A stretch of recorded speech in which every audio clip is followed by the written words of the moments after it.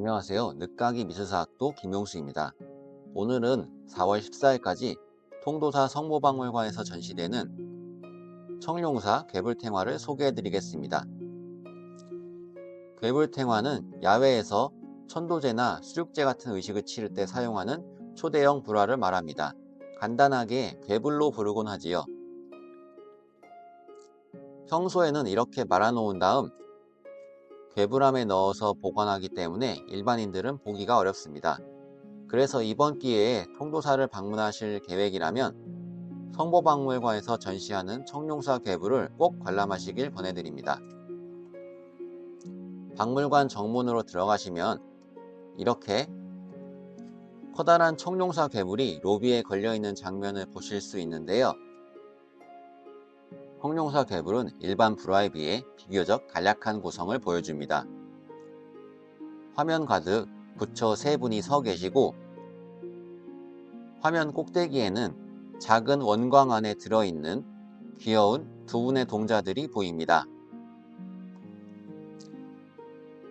세 부처는 중앙에 법신 비로자나불과 좌측에 보신 노선화불, 그리고 반대편에 화신 석가모니불입니다. 불교에서는 이 세 부처를 삼신불이라고 하는데요. 우리나라에서는 화엄경이 성행하면서 많이 신앙되었습니다. 그럼 이 세 분의 부처가 무엇을 상징하는지 한번 살펴볼까요? 먼저 가운데의 비로자나불은 법신불로도 부르는데 부처님이 깨달은 법을 상징합니다. 그리고 양손을 마주 잡은 직원인을 하고 계신데 이것은 중생과 부처가 다르지 않다는 걸 의미하죠. 다시 말해 중생과 부처는 깨달았느냐 못 깨달았느냐의 차이만 있을 뿐이라는 겁니다.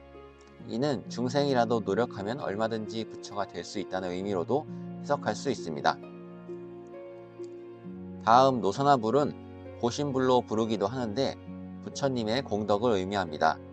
양손은 어깨 높이로 들었고 머리에는 화려한 장식의 관을 쓰고 있습니다.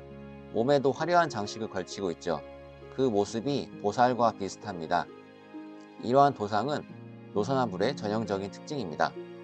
깨달음을 이루어서 부처가 되기 위해서는 참선과 경전 읽기 같은 수행을 열심히 해야 하지만 한편으로는 어려움에 처한 중생을 돕는 보살행도 열심히 해야 하죠. 노선화불의 이러한 모습은 대승불교의 수행자가 깨달음을 얻으려면 자신을 위한 수행뿐만 아니라 남을 위한 보살행까지 둘 다 열심히 해서 공덕을 쌓아야 한다는 의미를 내포하고 있습니다. 한번 예시를 들어보겠습니다. 이건 일본 호류지에서 전해오는 옥충주자입니다.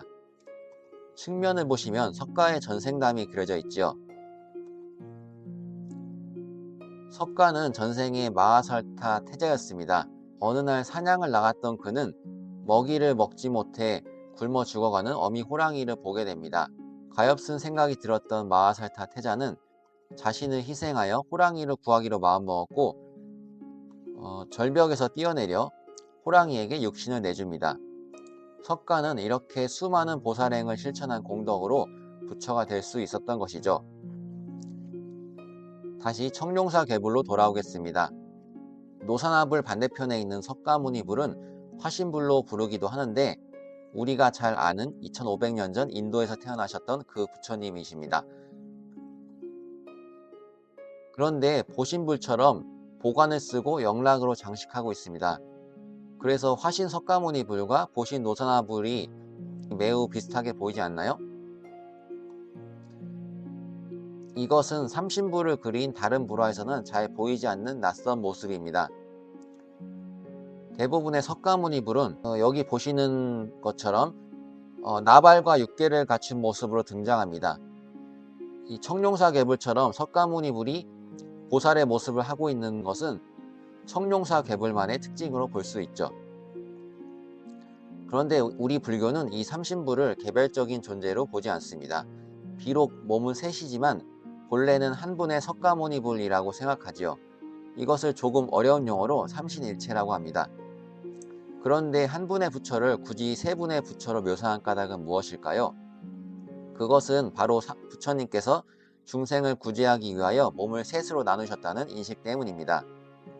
그래서 법신불은 석가모니의 깨달음, 보신불은 석가모니의 공덕, 화신불은 석가모니의 방편을 의미하는 것으로 볼 수 있죠.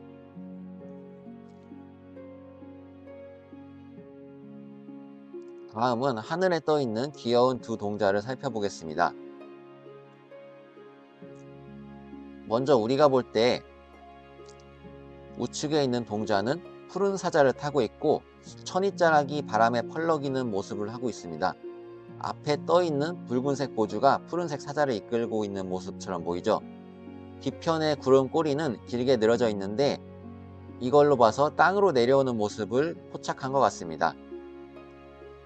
반대편의 동자는 흰색 코끼리를 타고 있고 역시 천이자락이 바람에 펄럭입니다. 또 녹색 보주가 코끼리 앞에 떠 있죠. 사실 이 두 동자는 문수보살과 보현보살이 동자로 변한 모습이에요. 두 보살은 석가모니 불의 좌우 협시 보살인데 이 불화에서는 특별히 동자의 모습으로 등장했습니다. 경전에서 두 보살이 동자로 변한다는 근거를 찾기는 어렵습니다. 다만 청룡사 개불 이후로 문수보살과 보현보살 대신 동자가 자주 등장하는 걸로 봐서 이 도상이 많은 사랑을 받았던 것은 확실한 것 같습니다. 마지막으로 이 괴불의 정보가 적힌 화기를 살펴보고 마치겠습니다. 맨 처음에는 제작 시기와 봉안 장소가 나옵니다. 가경 11년인 1806년 5월 8일에 제작하였고 양주 도봉산 원통사에 봉안했다고 합니다. 원통사는 지금의 소장처인 청룡사하고는 다른 사찰인데 괴불이 옮겨온 것을 보면 무슨 사연이 있었던 것 같습니다. 아쉽게도 자료가 없어 이 부분을 확인할 방법이 없습니다. 다음으로는 주상전하 수만세, 왕비전하 수제년이라고 쓰여 있는데 이것은 왕실의 번창을 기원하는 축원 문구입니다. 그리고 대공덕주로 보국진충 상궁 최씨라 되어 있는데 이분이 크게 시주를 했던 것 같습니다.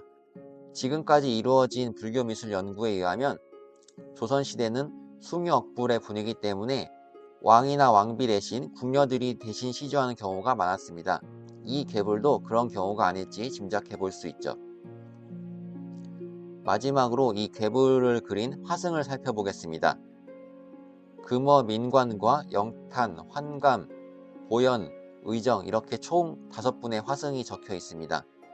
특히 가장 먼저 이름이 나오는 민관은 이 작업을 총괄한 수화승입니다. 이 민관 스님은 상주 남장사에 진영이 남아있어서 생전의 모습을 알 수 있는데요. 1790년 화성 용주사의 삼장보살도를 그릴 때도 수화승을 맡았습니다. 화성 성역의궤에서도 민관의 이름을 확인할 수 있는데요. 화공으로 37일간 일했다고 기록이 남아 있습니다. 아마 성루나 관아의 단청을 그렸던 것 같아요. 또 1825년 용주사에서 단청을 했다는 기록도 남아 있습니다. 이런 기록들을 참조한다면 민관은 국가의 공역을 맡거나 왕실과 관련된 사찰에서 많이 활동했던 것 같습니다. 특히 왕실과 관련된 이 일을 맡았다는 것은 실력이 좋은 화승으로 인정받았기 때문으로 풀이됩니다.